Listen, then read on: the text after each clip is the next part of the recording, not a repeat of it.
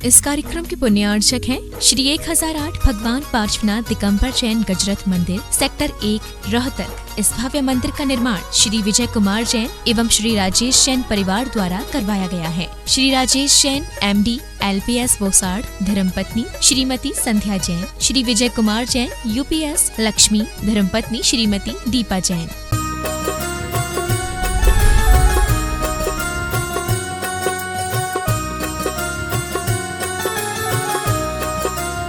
की जय जय जय।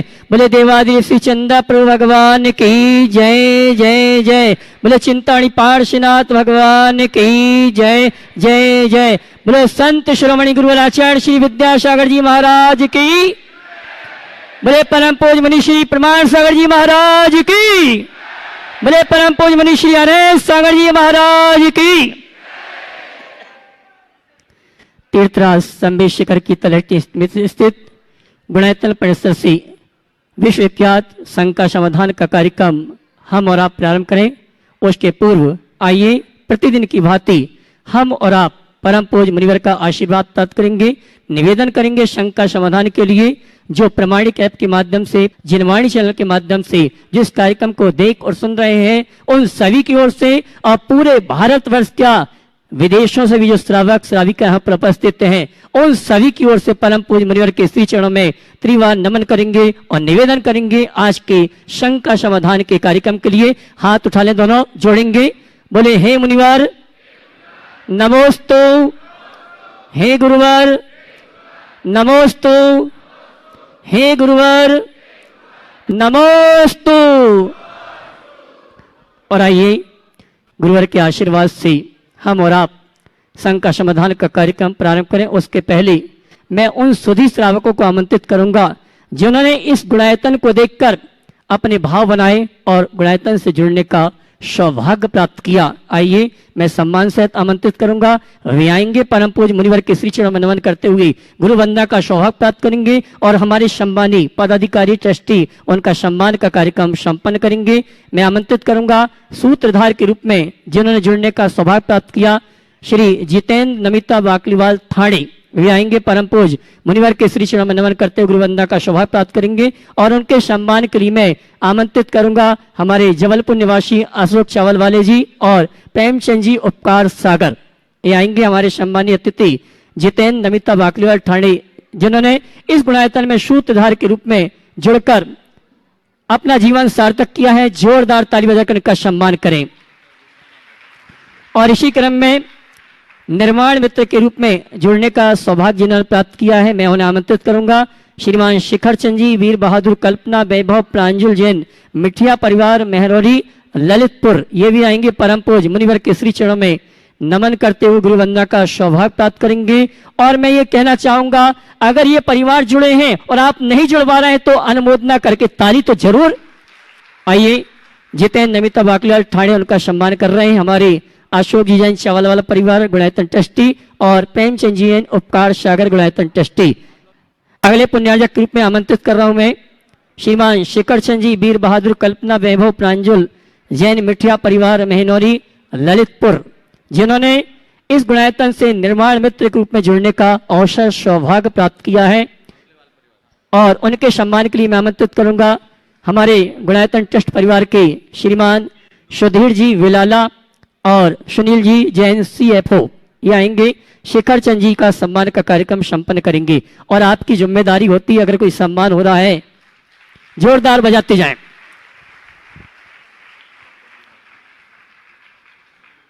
श्रीमान शिखर चंद जी अगर उपस्थित है तो वे आए, हमारे गुणायतन परिवार का सम्मान स्वीकार करें। और उनके सम्मान के लिए आमंत्रित कर रहा हूं सुधीर जी बिलाला, सुनील जैन CFO साहब।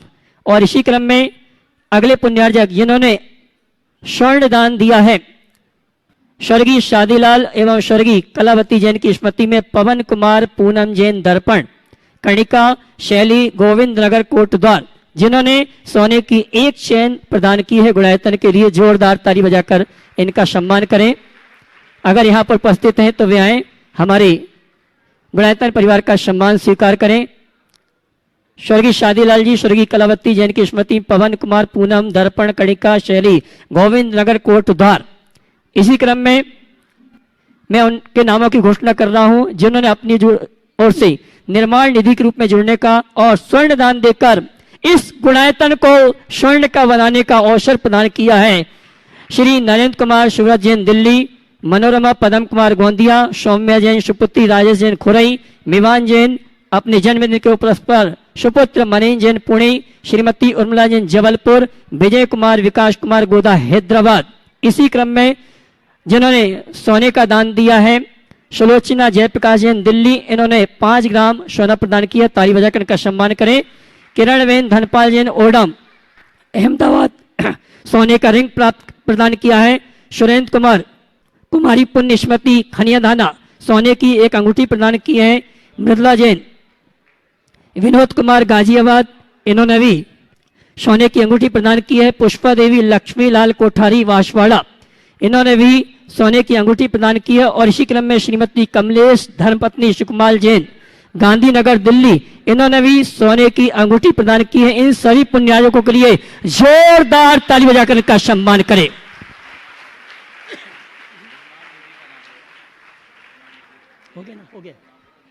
हो गया। श्रीमान शिखर चंद जी निर्माण निधि के रूप में जिन्होंने जुड़ने का सौभाग्य प्राप्त किया, एक बार पुनः उनके नामों की घोषणा कर रहा हूं। नरेंद्र कुमार शिवराज जैन दिल्ली, मनोरमा पदम कुमार गोंदिया, सौम्या सुपुत्री राजेश जैन खुरई, मिवान जैन सुपुत्र मनीन जैन पुणे, श्रीमती उर्मिला जी जबलपुर, विजय कुमार विकास कुमार गोदा हैदराबाद। मैं बंधु ये कहना चाहूंगा, ये गुणायतन अपने आप में अद्भुत वो कलाकृति है और इस कल्पना को साकार अगर कोई कर रहा है तो संत श्रोमणी गुरु आचार्य श्री विद्यासागर जी महाराज के परम शिष्य मुनिवर प्रमाण सागर जी, जिन्होंने वो अनुभव केंद्र दिया है जहां कर हम समोसरण कैसा होता है, समोसरण में तीर्थंकर भगवंत कैसे उपदेश देते हैं, ये साक्षात दर्शन करने का, अनुभूति करने का अगर सौभाग्य हमें किसी ने दिलाया है, ऐसे मुनिवर प्रमाण सागर जी, जोरदार ताली बजाकर इनका अभिवादन करें। और मैं सम्मान से आमंत्रित करूंगा जिनके नगर में अद्भुत ऐतिहासिक चातुर्मास संपन्न हुआ था, हमारे रतलाम निवासी ओम जी अग्रवाल अगर मेरी आवाज सुन रहे हैं तो आए मंच में स्थान ग्रहण करें। श्रीमान ओम जी अग्रवाल, गुणायतन ट्रस्टी रतलाम चातुर्मास संयोजक, आइए चलते हैं। पुनः पुनः आप सभी से निवेदन करना चाहूंगा, आह्वान करना चाहूंगा, अगर अभी तक आप नहीं जुड़े हैं और आपके पास लगता है कुछ जुड़ने के लिए धनराशि है, सोना है, कुछ भी है, आप जुड़ के अपने जीवन को सार्थक कर सकते हैं, अपने जीवन में शांति से पुण्य का संचय कर सकते हैं और मुनिवर प्रमाण सागर जी संघ का समाधान प्रणेता, गुणायतन प्रणेता, उनकी जो भावना है उस भावना को साकार कर सकते हैं। आइए चलते हैं, संघ का समाधान की गति को प्रदान करते हैं। और आइए मैं बुला रहा हूं क्रम से, जिनका नाम लूंगा पहले से तैयार रहेंगे। मैं आमंत्रित कर रहा हूं लक्ष्मी चंद जी कोठारी वासवाड़ा और उसके बाद तैयार रहेंगे अनीता सेठी हाट पिपल्या सपरिवार। नमोस्तु गुरुदेव, नमोस्तु। बांसवाड़ा से पुष्पा देवी लक्ष्मीलाल कोठारी का नमोस्तु नमोस्तु नमोस्तु। गुरुदेव मेरे जीवन के मार्गदर्शक, आपकी प्रेरणा और आशीर्वाद से हम दोनों धर्म मार्ग पर अग्रसर हो रहे हैं। गुरुदेव हम दोनों आपके चरणों में रहकर शेष जीवन समर्पित करते हैं तथा आपके मार्गदर्शक में रहकर संयम और समाधि पूर्वक अपना जीवन यापन करना चाहते हैं। हम संयम मार्ग पर अग्रसर हों ऐसा आशीर्वाद प्रदान करें एवं हमें उचित मार्गदर्शन प्रदान करें। बस संयम के मार्ग पर चलना है तो बातें कम, चलना शुरू करो। घर गृहस्थी की जिम्मेदारियों को समेटो और अब आगे बढ़ो, संकल्पित हो जाओ। चलिए पीछे दीजिए। नमोस्तु महाराज जी, नमोस्तु। अनीता सेठी हाट पिपल्या अपने सही परिवार के सदस्यों के साथ, उसके बाद तैयार रहेंगे देवेंद्र जैन कोटा समस्त अपने साथियों के साथ। नमोस्तु महाराज जी, नमोस्तु, बारंबार आपको नमोस्तु। महाराज जी मैं यह जानना चाहती हूँ कि यदि कोई व्यक्ति ब्याज बट्टे का धंधा करते हुए कई लोगों से, रिश्तेदारों से करोड़ों रुपए की ठगी करता है और फिर तीर्थ स्थानों पर जाकर शिविर में भाग लेकर उपवास करते हुए लाखों रुपए का दान देकर अपने मान को पुष्ट करता है एवं धर्मात्मा बनते हुए समाधि मरण की भावना रखता है, तो क्या ऐसे व्यक्ति को दान देकर पुण्य की प्राप्ति होगी या इतने लोगों को परेशान करने के कारण पाप बंद होगा? कृपया शंका का देखो, समाधान। सबसे पहले तो मैं कहूँगा कि इस तरह के ब्याज पट्टे का धंधा ही गलत है। व्यक्ति को इस तरीके से ब्याज बट्टे का धंधा ही नहीं करना चाहिए। मुझसे एक बार पूछा गया कि महाराज जी, इस्लाम में सूदखोरी को गुनाह माना जाता है और जैन धर्म में जो अहिंसा प्रधान धर्म है वहाँ बहुत सारे लोग सूदखोरी का काम करते हैं, आप इस विषय में क्या कहेंगे? मैंने उनसे कहा, देखो दो दृष्टियाँ, एक शोषण और एक सहयोग। एक है सहयोग और दूसरा है शोषण। जहाँ तक शोषण का सवाल है, जैन धर्म में हर उस धंधे का निषेध है जिसमें रंच मात्र भी शोषण की संभावना है। पर ब्याज के धंधे में कहीं न कहीं सहयोग की भावना भी छिपी रहती है और इसीलिए उसे विधेय माना गया। पर तब जब तुम्हारे पास पैसा सरप्लस हो, ब्याज का धंधा नहीं, ब्याज में निवेश, जिसके पास पर्याप्त धन हो और किसी को आवश्यकता हो व्यापार धंधे के लिए या घर परिवार की अन्य कोई व्यवस्थाओं के लिए, आपने उसे काम चलाने के लिए राशि दे दी, उसके एवज में आदमी ने आपको तय समय पर एक ब्याज की दर से जो जेन्युइन है उतना दिया, तो उतना लेना देना बुरा नहीं है। लेकिन इसको धंधा बना लेना घोर शोषण है। आप लोगों को रुपया देते हैं, उनकी रकम रखते हैं और उल्टे सीधे ब्याज दर पर लेते हैं। ये महान पाप का कार्य है। हमने बुजुर्गों से सुना है कि सूदखोरों की तीसरी पीढ़ी कंगाल होती। जो सूदखोरी की काम करते हैं, तीसरी पीढ़ी कंगाल होती है और ऐसा मैंने देखा भी है। हो सकता आप लोग अपनी दृष्टि दौड़ाओ तो दो चार चेहरे आपके आंखों के आगे भी झूलने लगे, क्योंकि जो शोषण करता वो अपना पोषण नहीं कर सकता, लोगों की हाय उस पर लगती है और उल्टी सीधी ब्याज की दर लेने वाले तो और भी गड़बड़ करते हैं। और फिर अपना पैसा लोगों को दे तो बात चलती है, लेकिन अपने पैसे के साथ औरों से पैसा लो, 60 पैसा 75 पैसा में लो और 1.5 रुपया 2 रुपया में दो, ये धंधा है। और कई लोग तो और ज़्यादा रकम लेते हैं। ये महान पाप का कार्य है, ये व्यापार नहीं करना चाहिए। इस कमाई को शुद्ध कमाई नहीं कहा जाता। मैं कई ऐसे लोगों को जानता हूँ जिन्होंने इस तरह का धंधा किया और दुर्गति को भोगा। मेरे संपर्क में एक परिवार है जिनके पिता एक ज़माने में खूब ज़्यादा ब्याज बट्टे का काम किया करते थे और ब्याज बट्टे के काम में उस गांव में बिना लिखा पढ़ी के चाहे जिसको रुपया देते थे, उस गांव का पूरा बाजार उनके दम पर भरता था, पशुओं का बाजार था। वो व्यक्ति जब तक जीवित रहा उनका रुतबा था, दबदबा था, कोई चीज़ की कमी नहीं रही। लेकिन अंतिम क्षणों में उनकी मौत बहुत बुरी हुई। उनके मरने के बाद उनकी सारी संपत्ति लोगों ने खा ली और उनकी धर्मपत्नी 10 साल तक गठिया बात की शिकार होकर बिस्तर पर पड़ी रही और अंत में तो ये रहा कि उनकी हड्डियां गल गई, करवट लेना भी मुश्किल, सड़ सड़ करके मरी। जो पैसे थे वो भी चले गए और बच्चों की एक समय स्थिति आ गई कि नौकरी करने को मजबूर होना पड़ा। उन्होंने मुझसे कहा, महाराज कभी हो तो आप मेरा उदाहरण लोगों को दे सकते हैं। मैं नाम तो नहीं लूँगा, लेकिन ऐसी स्थितियाँ होती और वो इसलिए कि अंधाधुंध ब्याज लेकर के आदमी कब तक फलेगा। तो पहली बात तो मैं आपके सवाल के माध्यम से सभी को संदेश दूंगा कि इस तरह का धंधा बंद करें। और अब आजकल तो शब्दावली बदल गई, अब ब्याज का धंधा नहीं हुआ, फाइनेंस का बिजनेस हो गया। जितने भी फाइनेंस की कंपनीज है वो भी क्या करती, छाती पे मूंग दलकर पैसा वसूलती। ब्याज का काम करना है तो तुम तभी करना जब तुम्हारे पास सरप्लस हो और इतनी उदारता हो कि तुम अपना पैसा वसूलने के लिए किसी का घर मकान नहीं बिकवाओगे, किसी को सड़क पर नहीं लाओगे। यदि तुम्हारे हृदय में ऐसी उदारता है तो तुम ब्याज का काम करो, नहीं तो अपना काम से काम रखो, ज़्यादा इन चक्करों में मत पड़ो। व्यापार की अन्य दूसरी संभावनाओं को तलाशो जिससे अपना जीवन अच्छा होगा, तब आप अपने जीवन में सफलीभूत होंगे। एक बात तो ये। दूसरी बात, जो लोग इस तरह का काम करते हैं और दूसरों का रुपया लेकर के डकार जाए, वो अपना कई भाव बिगाड़ेंगे। हमारे शास्त्रों में ऐसा लिखा है, पर धन हरण की वृत्ति से नरकायु और तिर्यंचायु का बंध होता है। वो ऐसा व्यक्ति कई जन्मों में अनाथ और दरिद्री होगा जिससे उसका पता नहीं। तुम धर्म की बातें करो, दान करो, धार्मिक कार्यों में सम्मिलित हो। मुझे तो पता नहीं रहता किसके चेहरे पे क्या लिखा है, पर तुम ये काम कर रहे हो और इस तरह का काम करो, गलत बात है। और कई लोग तो ऐसे भी होते हैं जो धार्मिक सामाजिक कार्यों में इसलिए बढ़ चढ़ करके हिस्सा लेते हैं ताकि उनकी रेपुटेशन बनी रहे।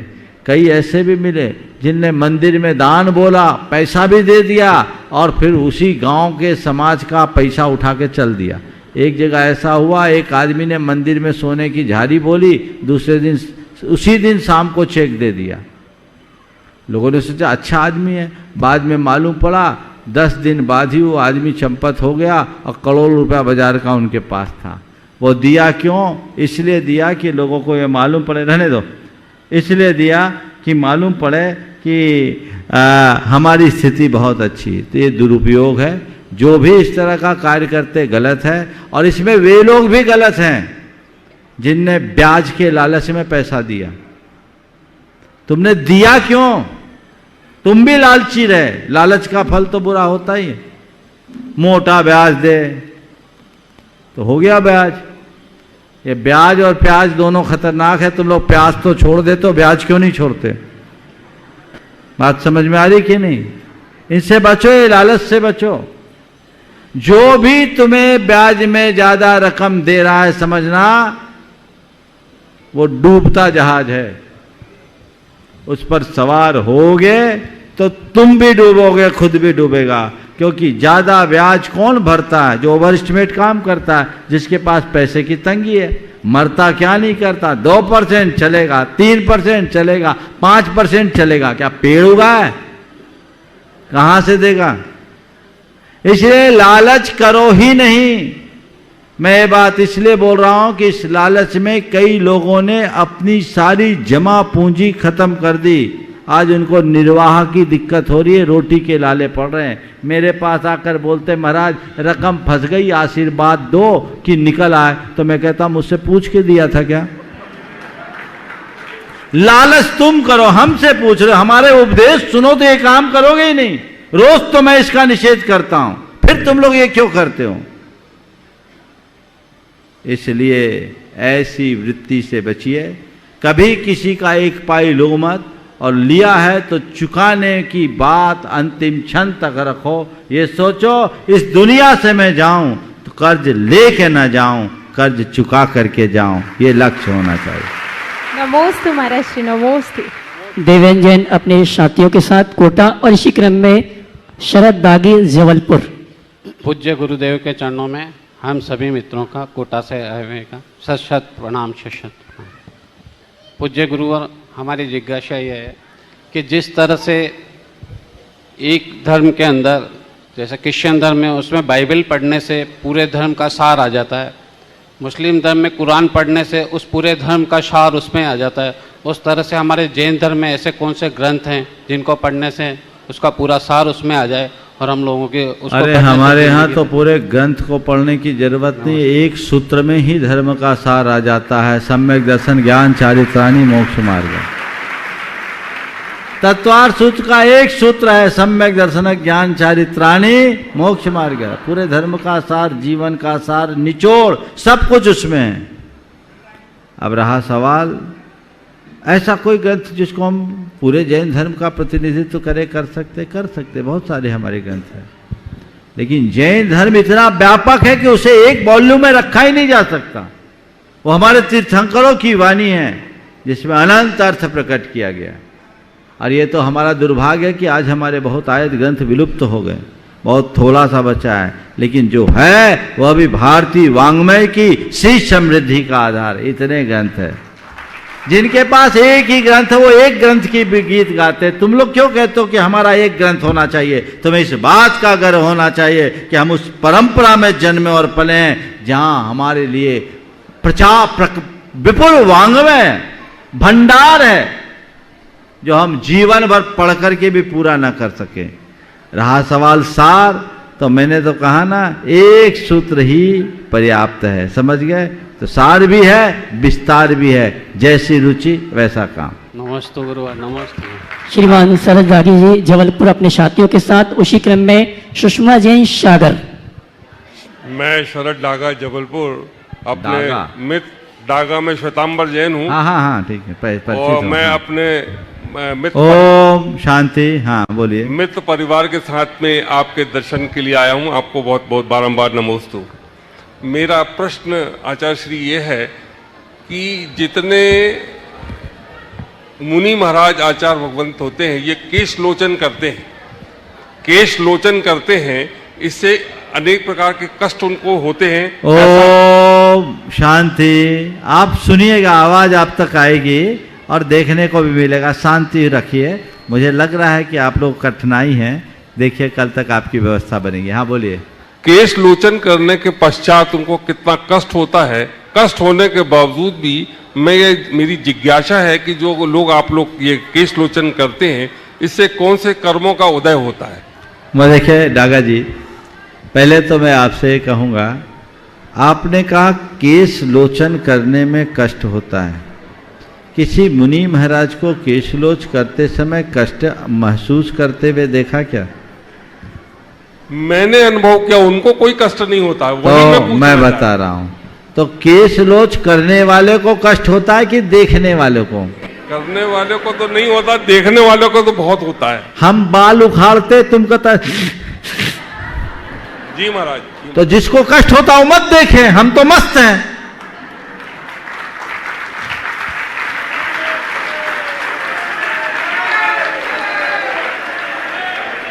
देखने वाले को कष्ट है, करने वाले को नहीं। समझ गए? नहीं करते। पूरी बात सुनो, मैं बता रहा हूं। कष्ट नहीं होता, कष्ट की अनुभूति होने पर कष्ट होता है। समझ गए? आप बड़े बड़े एडवेंचरस इवेंट्स होते हैं जिसमें लोग मौत से खेलते हुए अपना काम करते हैं, देख के रूह कांप जाए, होता है। लेकिन वो जो उसमें भागीदारी रखता है, जो उसका पार्टिसिपेंट होता है, वो आनंदित होता है क्योंकि वो गया ही उसके लिए। समझ गए? लद्दाख में, लेह में हमारे सैनिक हिमाच्छादित प्रदेशों में -20 टेम्परेचर में है। हमको देख के कष्ट होता है, लेकिन वो वहाँ भी मस्त रहते हैं क्योंकि उनका ध्यान देश की सेवा रूप अपने लक्ष्य में है। ऐसे ही हमारा ध्यान अपने आत्मा के कल्याण रूप लक्ष्य में है। आप लोगों को कष्ट इसलिए होता है क्योंकि आपका शरीर से अनुराग प्रगाढ़ है। आप 24 घंटे शरीर की सेवा में लगे रहते हो, तो एक तिनका भी तुम्हें चुभता है तो तुम उसका अनुमान लगाते हुए सोचते हो कि इनको कितना कष्ट होता होगा। समझ गए? अंतर केवल ये है कि तुम शरीर के लिए जीते हो, हम शरीर के साथ जीते हैं। शरीर के लिए जियोगे तो शारीरिक कष्ट तुम्हें पीड़ित करेगा, शरीर के साथ जियोगे तो कष्ट में भी मस्त रहने की क्षमता आएगी। ये केशलोच रूप कर्म, भेद विज्ञान की अनुभूति, शरीर से निष्प्रहता, कष्ट सहिष्णुता जैसे गुणों को विकसित करने के लिए, आत्मनिर्भरता जैसे गुणों को विकसित करने के लिए किया जाता। समझ गए? इसलिए इससे ढेर कर्मों की निर्जरा होती है। ये एक तपस्या है। और आपको बताऊं, जिस दिन आप भी सोच लोगे ना, तो आपका भी केशलोच ऐसे होगा कि आपको पता ही नहीं लगेगा। और एक बात बोलो, थोड़ा दिखाओ भैया, उनको फोकस करो डागा जी पे, डागा जी पे फोकस करो। एक रहस्य की बात बोल रहा हूँ। हाँ, एक बात बोलो, प्रकृति ने आपको 60% डिस्काउंट भी दे रखा है ना? इसलिए चिंता करने की कोई बात नहीं है, सब आनंद से कटेगा। बहुत बहुत नमस्ते महाराज। सुषमा जैन सागर, उसके बाद तैयार रहेंगी गुड़ैतन ट्रस्टी अभी गोयल पथरिया अपने साथियों के साथ। गुरुवर के चरणों में कोटि से नमोस्तु नमोस्तु नमोस्तु। गुरुवर, जिनकी पुण्यतिथि होती है, जो इस संसार में नहीं है, स्वर्गीय हो गए, शांति धारा के समय क्या उनके द्वारा शांति धारा कराई जा सकती है? अरे ये तो मोह की अभिव्यक्ति है। तुम उनकी शांति धारा पूछ रहे हो, वो है कहाँ यही पता नहीं। शांति उनको चाहिए कि तुम्हें? वे तो चले गए परम शांति में। मौत के बाद तो शांति है ना। हाँ, मुनीश्री होती है मंदिर मैं में। बता रहा हूं, सुनो तो पूरी बात बोलो तब तो उत्तर दूंगा। मौत के बाद तो परम शांति में अशांति तुम्हें है, तो तुम अपनी शांति के लिए शांति धारा करो, उसके लिए नहीं। ये मोह है। तो महाराज किसी की पुण्यतिथि में शांति धारा नहीं कराएं। पहले तो मैं ये बोलता हूं, किसी का मरना उसकी पुण्यतिथि कि पाप तिथि? बोलो, कोई मर गया तो तुम्हारा पुण्योदय आया, वो मरा? नहीं, बोलो नहीं। तो उसको पुण्यतिथि क्यों बोलते हो? बोलो, पूरी सभा से पूछ रहा हूं, ये तो झेप रही हैं। ये बताओ, किसी का मर जाना पुण्य है या पाप? पाप। तो उस किसी की मृत्यु के बाद उस तिथि को पुण्य तिथि कहोगे कि पाप तिथि? बोलो जोर से। पाप तिथि। क्या बोलते हो? पाप तिथि बोलते हो? अब शुरू करोगे पाप तिथि बोलना? हाँ, पाप तिथि नहीं बोलोगे, नहीं। पुण्य तिथि बोलोगे। यानी तुम इसकी प्रतीक्षा में कोई मरे और हमारा पुण्य का उदय आए। क्या गड़बड़ है? सुनो, मैं भी कहता हूं पुण्य तिथि ही बोलना, पर पुण्य तिथि का मतलब समझो, पुण्य करने की तिथि। मजाज हमसे। किसी की मृत्यु के उपरांत उसके देहावसान की तिथि को आप पुण्य तिथि कहिए, मुझे कोई एतराज नहीं, पर उसकी मृत्यु को पुण्य मत मानिए। ये पुण्य करने की तिथि है। देह की नश्वरता, संसार की नश्वरता का बोध करा रहा है। वो आदमी चला गया, कुछ उसके काम में नहीं आया। जीवन का कोई भरोसा नहीं, कब मेरी कहानी खत्म हो जाए, मेरी आखिरी श्वास चली जाए, कोई भरोसा नहीं। वो तो कुछ कर पाए नहीं कर पाए, वो जाने। मैं जितना पुण्य जोड़ पाऊं वो अच्छा है, इसलिए आज मेरे पुण्य की तिथि है। समझ गए? तो आज पुण्य तिथि है, मुझे शांति धारा करानी यानी पुण्य कमाना है। किसके लिए? अपने लिए, उसके लिए नहीं। वो तो गया। कितने चले गए? कौन कौन की पुण्य तिथि में कराओगे? बोलो, अनंत गए। अपनी चिंता करो, उसकी नहीं। जो गया सो गया। ये केवल एक मोह के लक्षण है। इसलिए ऐसा मत करना। किसी के मरणोपरांत पुण्य तिथि में शांति धारा करो, कोई दिक्कत नहीं। लोकाचार में आज अमुक की पुण्यतिथि है, लगाव तो रहता है, पर मोह नहीं होना चाहिए। समझ गए? आज हम पुण्य का कार्य करें, कुछ दान करें, कुछ सेवा का कार्य करें, शांति धारा लोग कराते हैं, उस दृष्टि से करने में कोई बुराई नहीं, पर उनकी शांति के लिए। मेरे से उन्हीं का नाम लिया जाता है या बोल तो दिया, क्या लिया जाता है मुझे नहीं मालूम, क्या करना चाहिए सो बता दिया। चलिए, नमस्ते गुरुवर। हाँ, गुणायतन ट्रस्टी अभी गोयल पथरिया और एक प्रश्न के लिए तैयार रहेंगे पलासिया महिला मंडल की सभी सदस्य। गुरुदेव के चरणों में मेरा मेरे परिवार की ओर से बारंबार नमोस्तु नमोस्तु नमोस्तु। गुरुदेव, कुछ लोग कहते हैं कि किस्मत खराब थी कि ऐसा कार्य नहीं हो सका। क्या मेरा प्रश्न ये, किस्मत खराब थी इसलिए ऐसा कार्य नहीं हुआ। तो गुरुदेव, मेरा प्रश्न यह है कि इसमें क्या सच में किस्मत का खेल होता है या हमारे कार्यों पर निर्भर करता है कि यह कार्य सही से ना हो सका होगा? तो क्या किस्मत होती है या उसे हम अपने कर्मों से निर्मित करते हैं? देखो, किस्मत होती है कि नहीं होती, अनुभव तो नहीं है। देखा है क्या किस्मत को? इसलिए कोई कार्य करो तो ये सोचकर मत करो कि जो कार्य मैं करूँगा वो हो ही जाएगा, मैं जो कार्य करूँगा मेरे किस्मत में होगा तो होगा, नहीं होगा तो नहीं होगा, ऐसा मत सोचो। पहली बात। फिर कार्य करने के बाद सफलता न मिले तो किस्मत को कोसो मत कि मेरी किस्मत खराब थी इसलिए कार्य नहीं हुआ। हाँ, वही गुरुदेव लोग बोलते हैं। बोल रहा हूँ, सुनो, सुन लिया मैंने। किस्मत को मत कोसो कि मेरी किस्मत खराब थी इसलिए ऐसा नहीं हुआ। उसकी समीक्षा करो कि किस्मत खराब थी कि मेरी करनी में कोई चूक थी, मेरी कहीं ना कोई कमी रही है, मुझे उस कमी को खत्म करना है। और जब मैं उस कमी को ख़त्म करूँगा मेरी किस्मत अपने आप चमक जाएगी। समझ गए? तो जब तक अवसर हो तब तक पुरुषार्थ जारी रखो।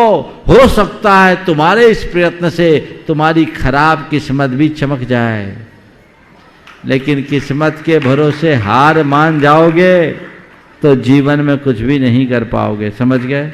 इसलिए केवल किस्मत किस्मत किस्मत किस्मत का रोना रोना बंद करो, जो तुम्हारे हाथ में वो काम करो। हाँ, कई बार किस्मत खूब प्रयास करने के बाद भी जब सफलता नहीं मिलती, मन अधीर होने लगता है, तो उस समय सोचो चलो मेरी किस्मत में शायद यही लिखा हो।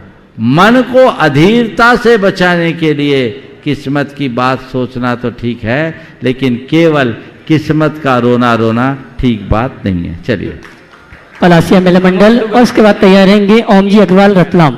इन लोगों को पहले बाद में कर लेना। देखिए, हाँ बोलिए जल्दी से। मैं सभी उन युवकों को आशीर्वाद देता हूँ जो ऊपर गए और उनके लिए आपको नीचे जगह मिली है ना। बहुत बढ़िया। चलो हेलो, बोलो। हाँ बोलो। नमोस्तु महाराज, नमोस्तु नमोस्तु। हम इंदौर पलासिया जवाहरलाल मंदिर से पूरा महिला मंडल समाज, पूरी समाज आई है हमारी। जवाहरलाल मंदिर से पूरी समाज आई है। महाराज जी, मेरा प्रश्न यह है कि नियम क्या चीज़ होती है, नियम क्यों लेना चाहिए और नियम लेने से क्या लाभ होता है?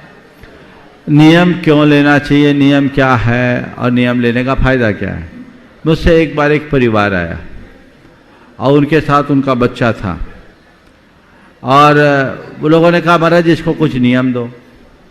मैं उसकी तरफ देखा तो उसने कहा महाराज मैं कोई नियम नहीं लेना चाहता, मेरा नियमों में कोई विश्वास नहीं। मैंने कहा कोई बात नहीं, ठीक है मत लो, नियम में विश्वास नहीं है। थोड़ी देर बाद मैंने उससे कहा ये बताओ कुछ खेलते हो? बोले हाँ खेलता हूँ। बोले क्या खेलते हो? बोले क्रिकेट खेलते हो। बोले क्रिकेट का कैसा खेल होता है? बोला महाराज जी 2 टीमें होती है, एक बॉलिंग कर एक फील्डिंग करने वाली होती है, एक बल्लेबाजी करने वाली होती है। बल्लेबाजों की टीम बल्लेबाजी करती है और बैटिंग करने वाली टीम बॉलिंग फील्डिंग करने वाली टीम गेंद फेंकती है चारों। तो मतलब अच्छा तो क्या होता है, कहीं भी बल्ला लेकर कहीं भी गेंद फेंक दिया जाता है, कर दिया जाता है? नहीं महाराज जी उसके कुछ रूल्स है। तो क्या रूल्स है? बोले बैट्समैन को अपनी क्रीज होती है, उसको क्रीज में रहना पड़ता है, पीछे विकेट्स होते हैं, बॉलर के लिए भी अपनी एक लाइन रहती है और पूरी की पूरी फील्डिंग के भी बहुत सारे रूल्स होते हैं। बोले अच्छा, तो अब मतलब ये रूल्स को हटा दे तो क्या बात है, खेल खेलना के भी। बोला महाराज ये रूल्स को हटा दे तो मजा ही खत्म हो जाएगा। तब मैंने उसे समझाया भैया यही तो मैं तुमसे कहना चाहता हूँ। तुम कहते हो क्रिकेट के रूल्स को हटा देने से क्रिकेट का मज़ा ख़त्म हो जाएगा, जीवन के रूल्स को हटा दोगे तो जीवन का मज़ा ख़त्म हो जाएगा। तो मुझसे अगर नियम की परिभाषा पूछते हो तो 1 मिनट में मैं कहूँगा जीवन को सहज और संतुलित बनाकर जीवन के रस देने की प्रक्रिया का नाम नियम है, जिनका निर्वाह हम सबको करें। ओम जी आइए। ओम जी अग्रवाल को आमंत्रित करूंगा व्याय शंका समाधान का अंतिम प्रश्न लेकर, और उनके सम्मान के लिए मैं आमंत्रित करूंगा एनएलजे साहब और सुभाष जी को।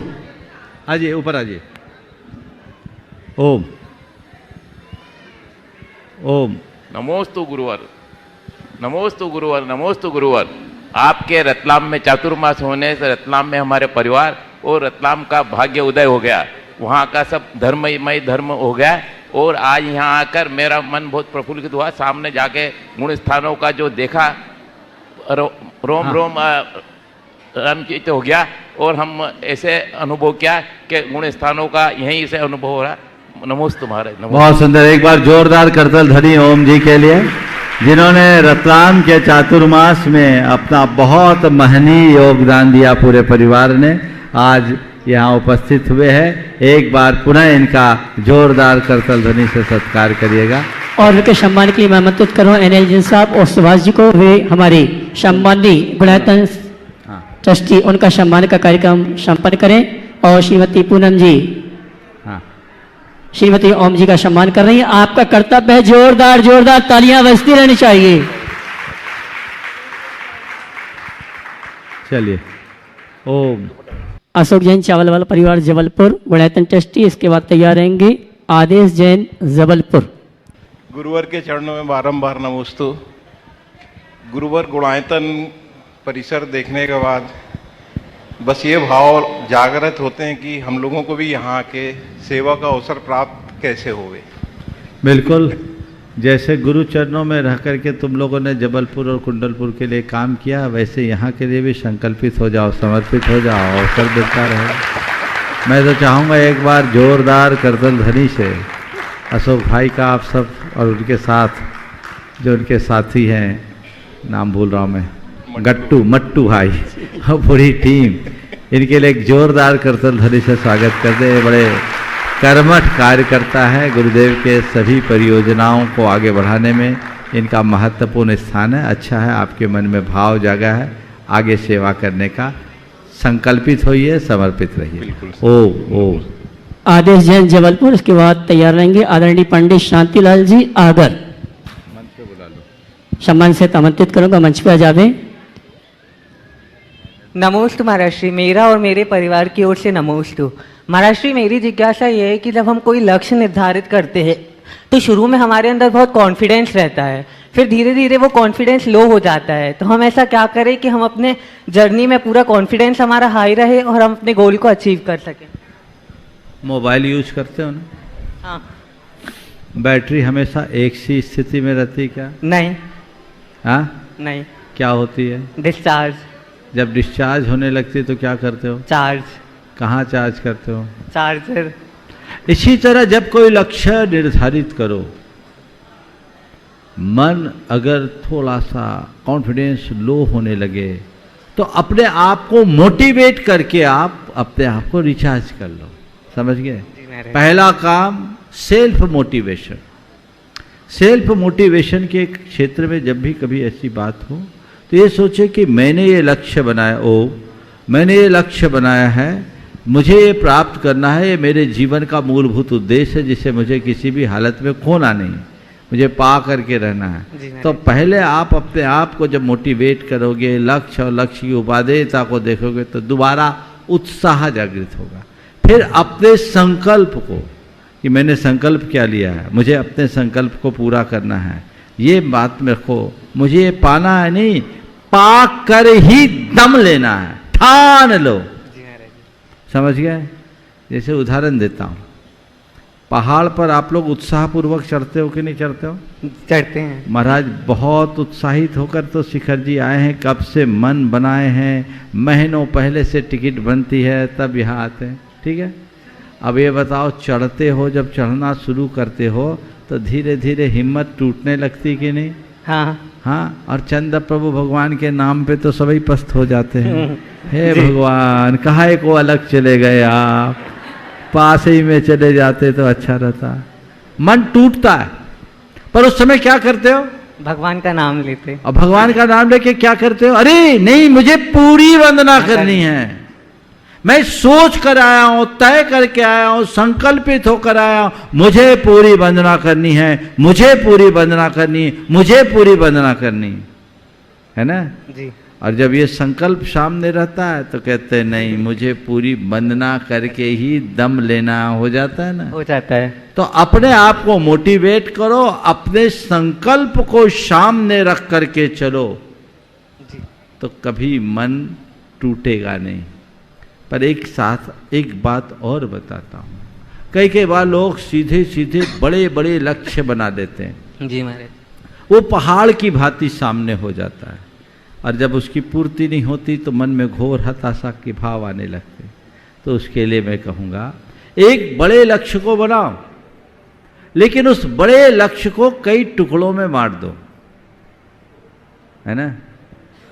बड़े लक्ष्य को कई टुकड़ों में बांट दो, मतलब पहाड़ चढ़ना है। पहाड़ कहाँ चढ़ना है?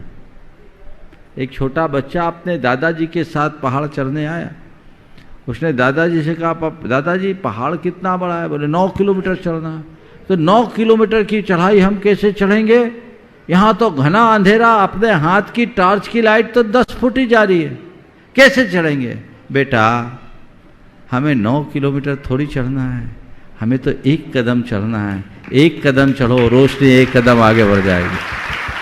बस एक कदम चलो, रोशनी एक कदम आगे बढ़ जाएगी। हम एक एक कदम चढ़ते चढ़ते पूरे 9 किलोमीटर की पहाड़ी चढ़ जाएंगे।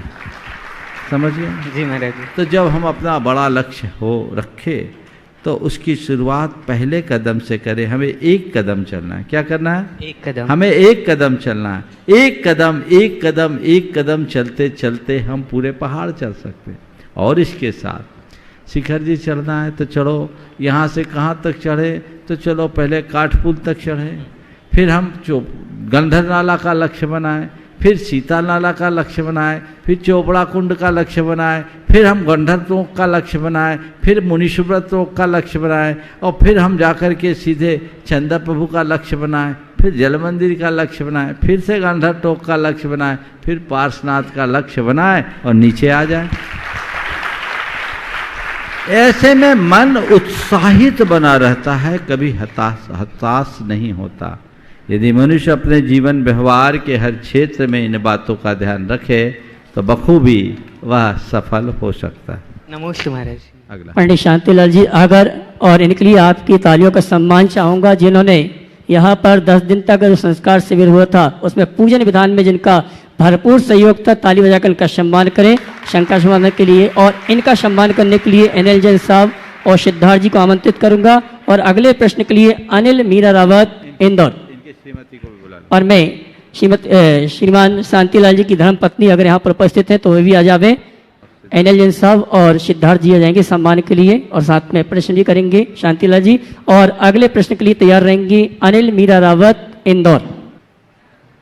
गुरुवार द्वय के श्री चरणों में मेरा और मेरे परिवार का शत शत नमन।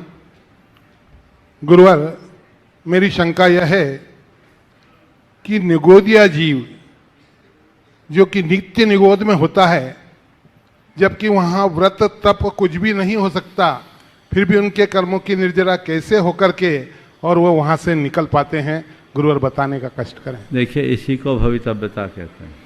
और निगोदिया जीव अतिरिक्त कोई पुरुषार्थ नहीं करते। अनंत जीव तो वापस वहीं जन्म लेते हैं और मरते हैं, पर उनमें से कोई कोई जीव ऐसे हैं जो वहाँ से निकल करके सीधे मनुष्य होकर अपना उद्धार कर लेते हैं। ये भवितव्यता है। किसकी भवितव्यता कब जाग जाए कहा नहीं जाता। हाँ, पंडित शांतिलाल जी का सम्मान संपन्न कर रहे हैं अनिल जैन साहब, सिद्धार्थ जी, और उनकी धर्मपत्नी के सम्मान के लिए आमंत्रित करूंगा शकुन दीदी और लता जी को।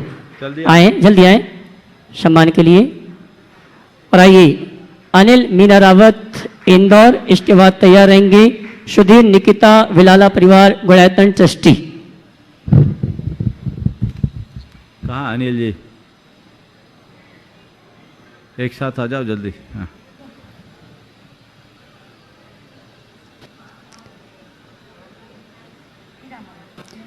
अनिल मीना रावत इंदौर, उसके बाद तैयार रहेंगे सुधीर निकिता विलाला परिवार गुड़ायतन ट्रस्टी।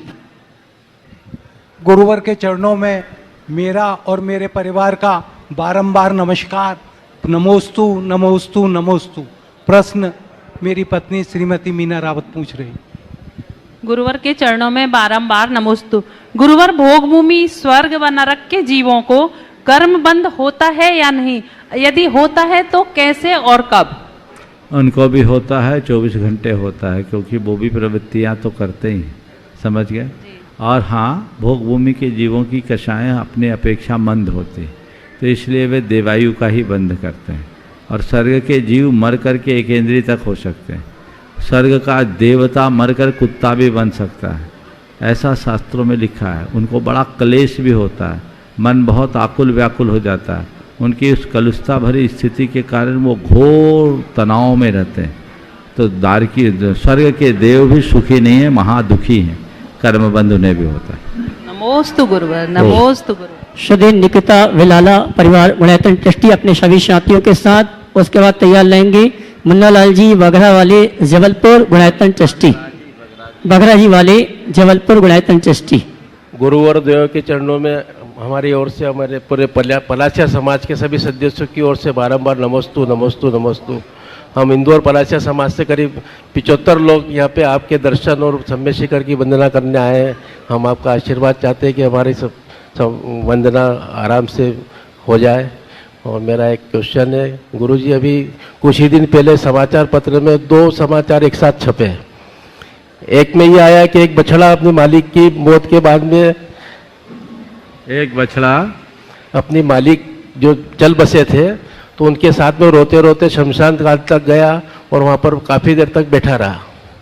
दूसरा समाचार था कि पति पत्नी में झगड़ा हुआ और उसमें पत्नी ने बोला कि अभी बच्चा रोएगा तो अपन नहीं चलेंगे।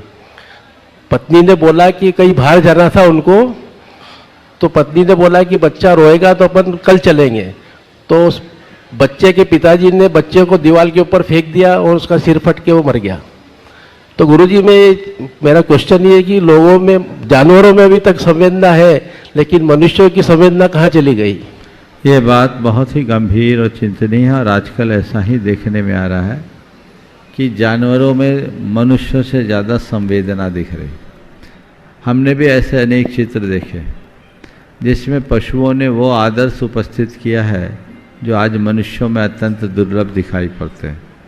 एक पंक्ति में मैं आपकी बात का उत्तर दूंगा कि मुझे ऐसा लगता है कि पशुओं की क्रूरता मनुष्यों में समा गई और मनुष्यों की संवेदना पशुओं में आ गई। ये परिणाम, मैंने कई चित्र देखा, एक चित्र देखा, वीडियो था कि एक कुतिया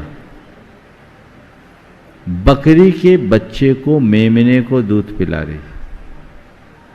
बकरी का जो मेमना था उसकी माँ मर गई थी। मालिक बोतल से दूध पिलाता था। कुतिया ने देखा, रोज आए और सुबह शाम आकर उस मेमने को अपना दूध पिला दे। मैंने एक चित्र देखा जिसमें एक गाय, वो चित्र क्या मैंने लाइव देखा, एक गाय 4 बछड़ों को एक साथ दूध पिला रही, जिसमें उसका एक बछड़ा था, 3 ऐसे गायों का बछड़ा था जो कसाईयों के हाथ चढ़ गई थी। तो ऐसी संवेदना पशुओं में भी है।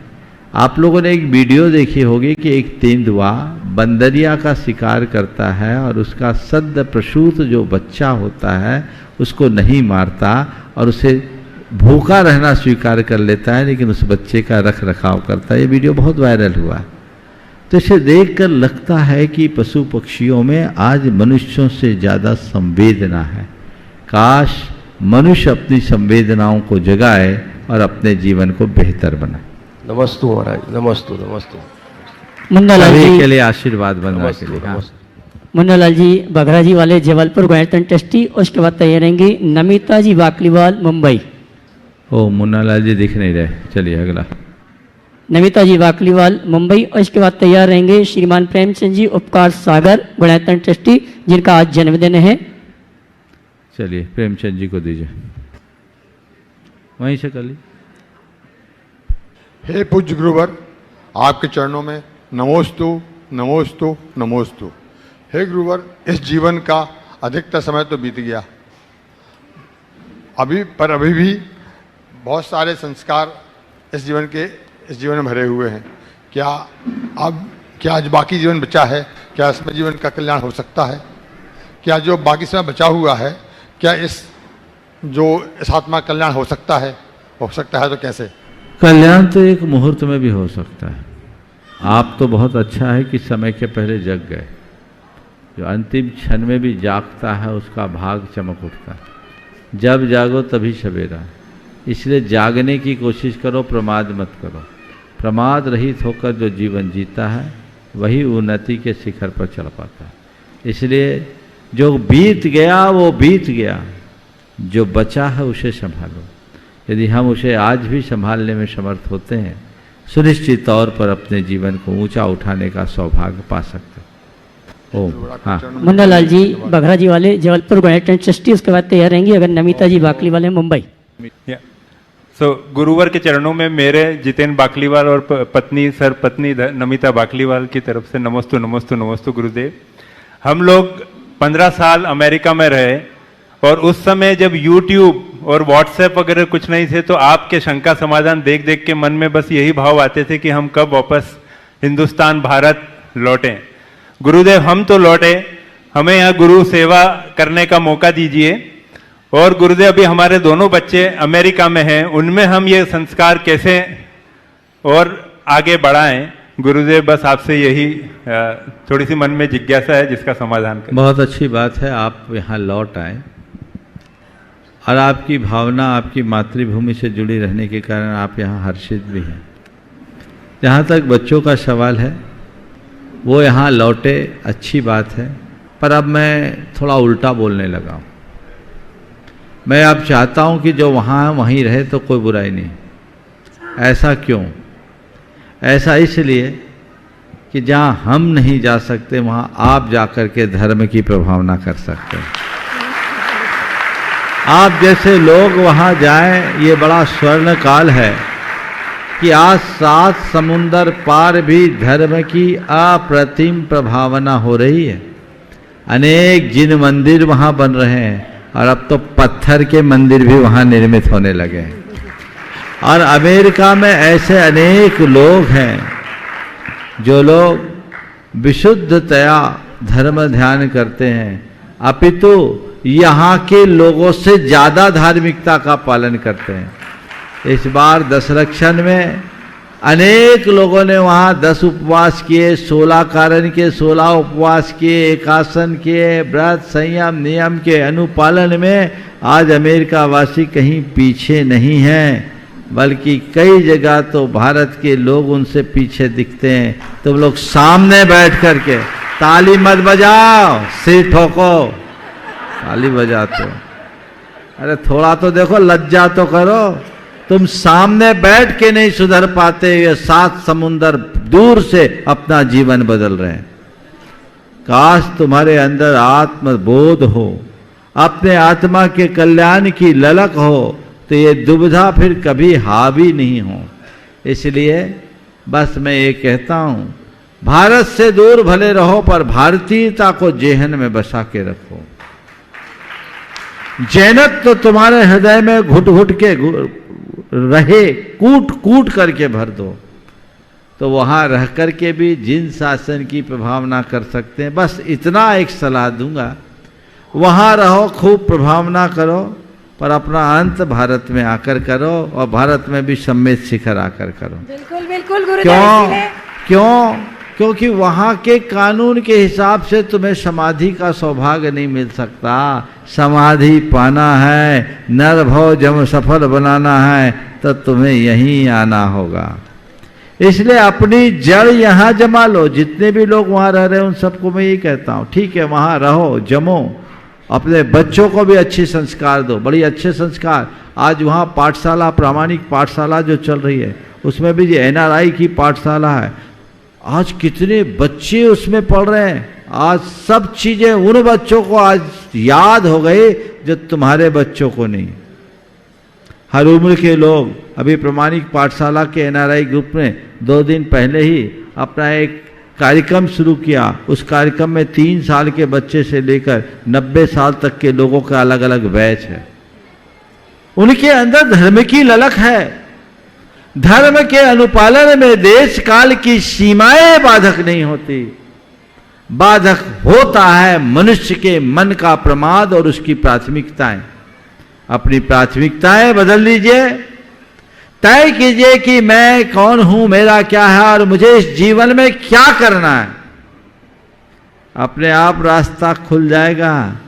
चाहे तुम अमेरिका में हो या अंतरिक्ष में, यदि तुम्हारी, मैं आगे बढ़ के बोल रहा हूं, चाहे तुम अमेरिका में रहो या अंतरिक्ष में, तुम्हारा ध्यान सदैव तुम्हारी आत्मा में होना चाहिए। यदि आत्मा पर दृष्टि है तो कोई बाधा नहीं, और उससे विमुख हो गए तो सिवाय बाधा के कुछ भी नहीं। हाँ बोलिए। धन्यवाद गुरुदेव, बहुत बहुत। मन में एक टिस थी हमेशा कि हम लोग तो आ गए और बच्चे वहाँ है, तो आपने बहुत बड़ा शंका का समाधान कर दिया गुरुदेव। आशीर्वाद। नमस्ते नमस्ते गुरुदेव, नमस्ते। प्रकार आज के इस सत्र को परम पूज्य गुरुदेव के चरणों में नमन अर्पित करते हुए मैं यहीं पर विराम ले रहा हूँ। परम पूज्य आचार्य गुरुवर श्री विद्यासागर जी महाराज की। हाँ।